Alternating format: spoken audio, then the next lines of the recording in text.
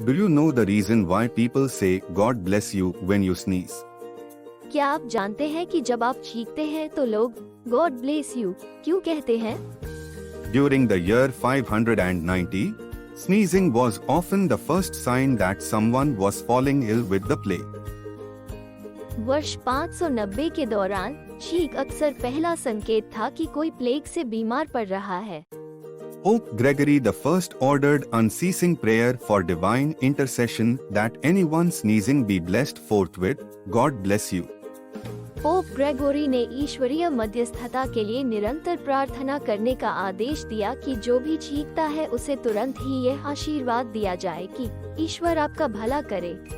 By AD 750, it became customary to say God bless you as a response to one sneezing.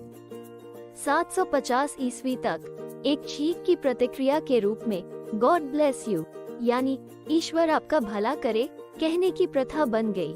Story में बोले गए English शब्दों का मतलब स्नीज मतलब छींकना, इल मतलब बीमार, अनसीसिंग मतलब निरंतर, डिवाइन इंटरसेशन मतलब ईश्वरीय मध्यस्थता, फोर्थवर्थ मतलब तुरंत, कस्टमरी मतलब प्रथा।